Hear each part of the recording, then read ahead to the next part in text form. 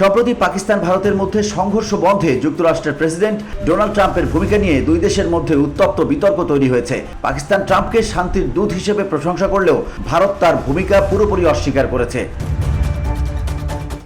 11 মে নিয়ন্ত্রণ রেখা বরাবর গোলাগুলির পর যুদ্ধবিরতির ঘোষণা আসে। পাহেলগামে হামলার পর ভারতের কথিত প্রতিশোধমূলক হামলার মাধ্যমে ইসলামাবাদ ও নয়াদিল্লির মধ্যে সাম্প্রতিক উত্তেজনা বেড়ে গিয়েছিল।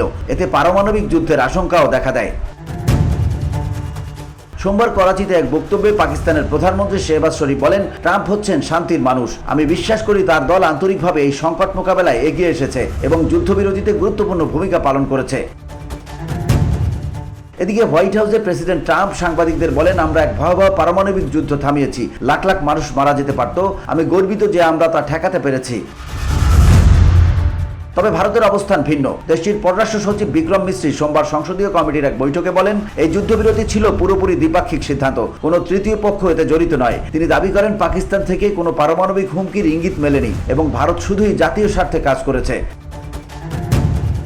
কয়েকজন সংসদ সদস্য প্রশ্ন তোলেন, ট্রাম্প একাধিকবার কাশ্মীর ও যুদ্ধবিরতি নিয়ে কথা বললেও ভারত সরকার কেন কোনো প্রতিক্রিয়া জানায়নি। এ নিয়ে মার্কিন যুক্তরাষ্ট্রের কাছে বিবরণীর নিয়ন্ত্রণ চলে যাওয়ার আশঙ্কা প্রকাশ করেন তারা।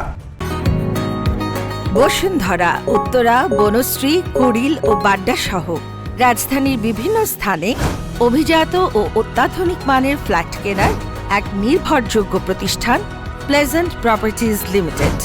তাই আপনার স্বপ্নের আবাসনের জন্য আজই যোগাযোগ করুন। Pleasant properties limited, where destiny matures eventually.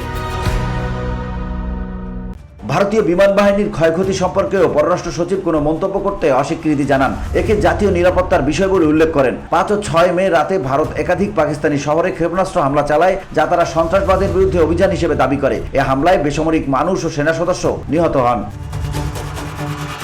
VOD Bangla news desk.